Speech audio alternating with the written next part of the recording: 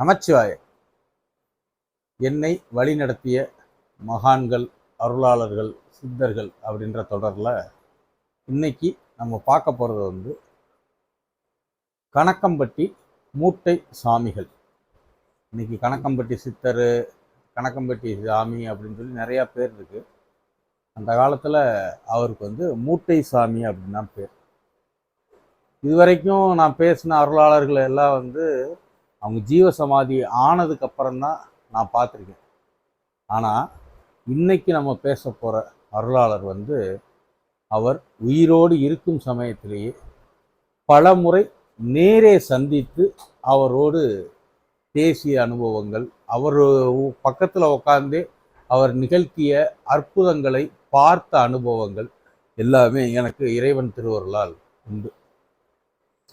அதாவது அவர் வாழ்ந்த காலத்தில் பார்த்திங்கன்னா ஆரம்ப நிலையிலே ஒரு 2006, 2007 அந்த சமயத்திலேயே அப்படி ஒருத்தர் இருக்கார், அவரை போய் பாருங்க அப்படின்னு சொல்லி நமக்கு தெரிந்த நண்பர்கள் இவங்கெல்லாம் சொன்னப்ப நான் அவரை தேடி போகும்போது இன்னைக்கு அவருடைய ஜீவசமாதி இருக்கிற இடம் பேர் மோகன் தோட்டம்னு சொல்லுவாங்க அந்த இடத்துக்கு பேர். ஆனால் நான் போய் பார்த்த சமயத்தில் அவர் மோகன் தோட்டத்துக்கெலாம் போகல. அப்போ அவர் கணக்கம்பட்டியிலேயே ஒரு வீட்டில் இருப்பார். அவர் வீட்டுக்கு முன்னாடி ஒரு மரம் இருக்கும், அந்த மரத்தை சுற்றிட்டே இருப்பார். முதல்ல இந்த கணக்கம்பட்டி சாமி, கணக்கம்பட்டி சித்தர் இப்படிலாம் சொல்கிறோம்ல, இவர் யார் அப்படின்றத முதல் முறை நான் போகும்போதே அங்கே இருந்த சில நபர்கள் இவரை பற்றிய விஷயங்களை முதல்ல சொன்னாங்க. இதுவரைக்கும் இன்றைக்கி அவரை நிறைய பேர் ஃபாலோ பண்ணுறாங்க, அவர் நிறைய பேர் போய் கும்பிட்றாங்க. ஆனால் அவங்க அனைவருக்குமே இவர் உண்மையிலேயே யார் அப்படிங்கிறது தெரியாது. ஏன்னா இவருடைய வரலாறு நிறைய பேத்துக்கு தெரியாது.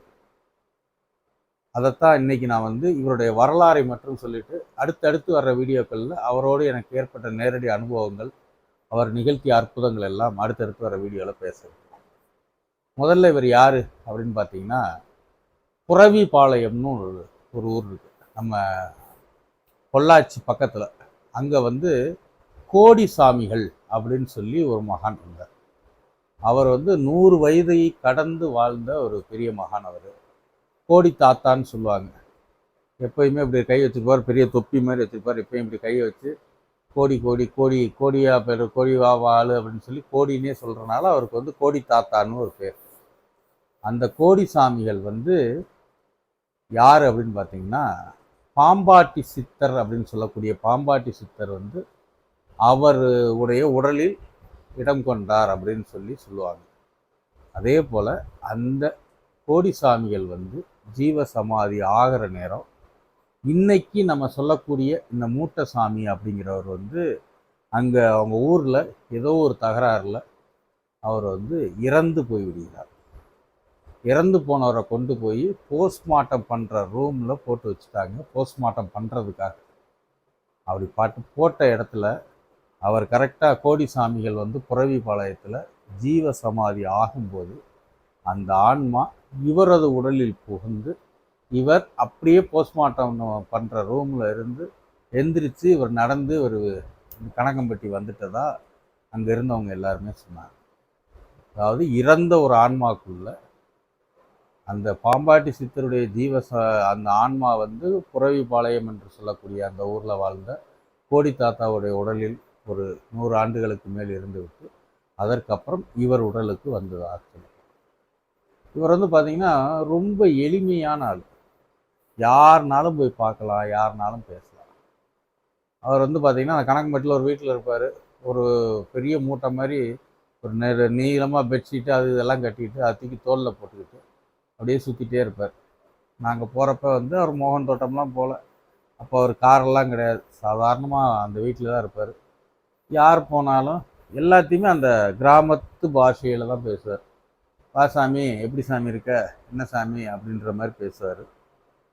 ஆனால் சிலரை பார்த்தவுடன் அவருடைய நடவடிக்கை மாறி, அவரை பார்த்துட்டு ஒவ்வொருத்தருடைய வரும்போதே அவருக்கு கண்ணுக்கு தெரியறது அந்த ஆன்மா மட்டும் தெரியாது. அந்த ஆன்மா சுமந்து கொண்டு இருக்கக்கூடிய கர்மாக்கள், அது செய்து கொண்டு இருக்கக்கூடிய சில தீய விஷயங்கள் எல்லாமே அவர் கண்ணுக்கு தெரியும். அதை வைத்து தான் அதை வந்து அவர் வந்து அந்த ஆன்மாக்களை அழைப்பதாக இருக்கட்டும், பேசுவதாக இருக்கட்டும். சிலர்லாம் பார்த்தீங்கன்னா கண்டமணிக்கு திட்டுவார். இறங்கினோடனே கெட்ட வார்த்தையில், இந்த வார்த்தைலாம் இல்லை, அப்படி கெட்ட வார்த்தையில் கண்டமணிக்கு திட்டுவார். அது வந்து லேடிஸாகவும் இருப்பாங்க, ஜென்ஸாகவும் இருப்பாங்க. எனக்கு தெரிஞ்சு நான் போய் அவர் பக்கத்தில் உட்காந்துருக்கும் போதெல்லாம் நிறைய லேடிஸ் இருந்தவங்கலாம் சொல்ல முடியாத, சொல்ல வாய் பூசக்கூடிய கெட்ட வார்த்தையிலே திட்டுவார். அப்படி திட்டுவது என்ன என்றால், அந்த கர்மாக்களை, அவர்கள் சுமந்து கொண்டிருக்கும் கர்மாக்களை அவர் கழிப்பதற்காக சொல்லப்படும் வார்த்தைகளாகும். அதே மாதிரி அவரை பார்க்க வர்றவங்க எல்லாருமே என்ன பண்ணுவாங்கன்னா, ஏதாவது ஒன்று அவருக்கு சாப்பிட வாங்கிட்டு வருவாங்க. அது வந்து ஒவ்வொருத்தரும் ஒவ்வொரு மாதிரி, சிலர் பழம் வாங்கிட்டு வருவாங்க, சிலர் வந்து சாப்பாடு வாங்கிட்டு வருவாங்க, சிலர் புரோட்டா வாங்கிட்டு வருவாங்க. அது வாங்கிட்டு வந்ததால என்ன பண்ண, சாமி நீ அந்த மரத்தில் கட்டிட்டு போ, சாமி நீ இந்த மரத்தில் கட்டிட்டு போன்னு வரிசையாக மரத்தை காமிச்சதில் கட்டிட்டு போன்னு சொல்லிட்டு போயிட்டே இருப்பார். அது பாட்டு கட்டினது அப்படியே கேரி பேக்கோட இல்லை அந்த பையோட அப்படியே தொங்கிட்டே இருக்கும். அது எத்தனை வருஷம் ஆனாலும் அது ஒரு 6 மாதம் 7 மாதம் கூட அப்படியே தொங்கிட்டே இருக்கும். அவரிடம் வருபவர்களை யாராச்சும் ஒரு ஆளை பார்த்து, நீ போய் அந்த மரத்தில் தொங்குதில் அந்த மஞ்சப்பை, அந்த மஞ்சப்பையில் இருக்கிறத எடுத்து சாப்பிடு அப்படின்ற. அது கட்டி எத்தனை வருஷம் ஆச்சோ, எத்தனை மாதம் ஆச்சோ, அது உள்ளே இருக்கிறது கெட்டு போயிருக்குமோ என்னமோன்ற மாதிரி நம்மளுக்கு ஒரு பயமாக இருக்கும். ஆனால் அதை போய் அவங்க எடுத்து சாப்பிட்டா அப்பத்தான் அதை வந்து சூடாக உள்ள மடித்த மாதிரி, சூடாக அந்த பொட்டலம் கட்டின மாதிரி அவ்வளோ ஃப்ரெஷ்ஷாக இருக்கும். அந்த உணவு வந்து அவர்களுக்கு மருந்தாக மாறும். ஆனால் நாம் பார்த்த வரைக்கும் என்னை அணுகும் போது, நான் அவரை அணுகும்போது, அவர்கிட்ட பேசும்போது எல்லாமே சாமி வா சாமி உட்காரு அப்படிதான். வேற ஒன்றுமே தேவையில்லாத விஷயங்கள் எதையுமே அவர் பேச மாட்டார், கொள்ள மாட்டார். ஆனால் வேலை பயங்கரமாக வாங்குவாங்க. யார் பார்க்க வந்தாலுமே, பார்க்க வர்றவங்க பயப்படுவாங்க. நானே பயப்படுவேன். என்னன்னா இவர் என்ன வேலை வாங்க போகிறாரோ அப்படின்னு. பார்த்தீங்கன்னா பெரிய பெரிய பட்டியக்கல் மாதிரி பெரிய பெரிய கல் கிடக்கும். சாமி இந்த கல்லெல்லாம் தூக்கி இந்த பக்கம் போடு அப்படின்றவார். இந்த கல்லெல்லாம் தூக்கி ஒரு குரூப் வந்து இந்த பக்கம் போட்டுட்டு இருக்கோம். திருப்பி கொஞ்ச நேரத்தில் சாமி இந்த கல்லெல்லாம் தூக்கி இந்த பக்கம் போடு அப்படின்னு அடுத்து வர்றவங்கள்ட்ட சொல்லி இங்கே தூக்கிட்டு போடுவார். நம்ம சினிமாவில் வர்ற காமெடி மாதிரி, ஏன்னா அந்த கல் பேசாமல் அங்கேயே இருந்திருக்கலாமே. அது கிடையாது. அது வந்து சூட்சமமாக அவர் செய்யக்கூடிய சில வித்தைகள். அந்த இடத்துல இருந்து அவங்களுடைய உழைப்பு. சிலரெல்லாம் பார்த்தீங்கன்னா, நான் ஒரு தடவை போயிருந்தப்ப, இன்றைய சினிமாவில் பிரபல்ய நடிகர் அவரெல்லாம் வந்திருக்காரு. பார்த்தீங்கன்னா வந்த உடனே, சாமி இந்த சாக்கடைக்குள்ளே இறங்கி இந்த மண்ணெல்லாம் அள்ளி வெளியே போடுறது. புது சாக்கடை, அந்த கிராமத்தில் கணக்கம்பட்டியில் ஓடக்கூடிய பொதுவான சாக்கடை.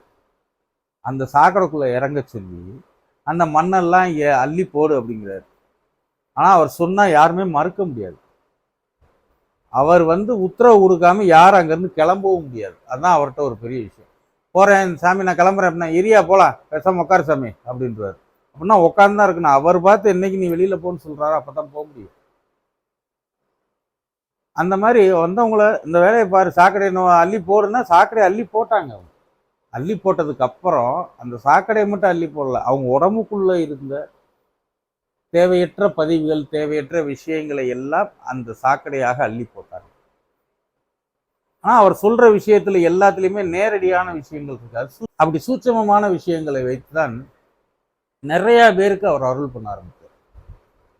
அது வரைக்கும் நான் முதல்ல அவரை போய் பார்க்கும்போது பார்த்தீங்கன்னா, சாதாரணமான ஒரு பழைய ட்ரெஸ்ஸு மேலே ஒரு மூடையை மட்டும் விடவே மாட்டார். அந்த மூடையெல்லாம் என்ன அப்படின்னு பார்த்தீங்கன்னா, மூட்டை சாமின்னா பார்க்க போறவங்களுடைய பாவ சுமைகளை தான் சுமந்து கொள்வதாக இருக்கு. அப்படிப்பட்ட ஒரு தயாவான ஒரு குணம் உடையவர். எல்லார்ட்டையும் அந்த ஒரு பாவனை அது இதெல்லாம் இருக்காது. பாட்டுக்கு ஏதாவது பேசிட்டே இருப்பார். இஞ்சி போனால் புகையில இருக்கு பார்த்தீங்களா, புகையில பிச்சு பிச்சு வாயில் ஒதுக்கிட்டு எச்சியை துப்பிக்கிட்டே திரிவார். அப்பப்போ தலையில் பெரிய இது கட்டை கவுத்துவார், திருப்பி கட்டை தூக்கி மாட்டிக்குவார். மற்றபடி எல்லாரிடமும் வருபவர்கள் யாராக இருந்தாலும் அவர்கள் அளவுக்கு இறங்கி போவார். ஆனால் அவர் என்ன செய்கிறாரு, எதுக்கு செய்கிறாரு அப்படிங்கிறது வந்து பார்க்குறவங்களுக்கு வந்து அதோ ஒரு கிறுக்க என்னமோ செய்கிறான்டா அப்படிங்கிற மாதிரி தான் தோணும். ஏன்னா வர்றவங்க எல்லாத்தையும் வந்து அந்த வேலையை பாரு, இந்த வேலையை பாரு, இந்த மாட்டுக்கு போட்டிருக்க புல்லுக்கட்டெலாம் இருக்கும், அதெல்லாம் தூக்கிட்டு போய் இங்கே போடு, திருப்பி இங்கேருந்து தூக்கி அங்கே போடு, பெரிய பெரிய பட்டியக்கல்லாம் இருக்கும், பெரிய காரில் வந்து இறங்கியிருப்பாங்க. சாமி இதெல்லாம் தூக்கு சாமி, தூக்கி இந்த அங்கே கொண்டே வை அப்படின்வார். அவன் விறுவிறுக்க அது எல்லாத்தையும் தூக்கிட்டு கொண்டு போய் அந்த பக்கம் வைப்பான். திருப்பி இன்னொரு குரூப் வந்தானே அந்த கல்லெல்லாம் தூக்கி இங்கிட்டு போய் சாமி. இது ஒவ்வொருத்தரையுமே அவங்களுடைய கர்ம பலனை, அவங்க இதுவரைக்கும் அவங்க செஞ்சிருந்த கர்மாவை எல்லாத்தையுமே அதை கழிச்சு விட்டு அவங்கள புது மனிதர்கள் ஆக்கி விட்டுருது. அப்படி கர்மா ஒருத்தனுக்கு தொலைந்து விட்டாலே அவன் அடுத்த நிலைக்கு முன்னேற தொடங்கிடுவான்.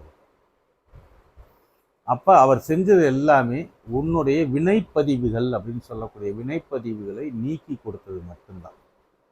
இன்னும் அவரை பத்தி பேசுவோம். நமச்சிவாய வாழ்க. நாதன்.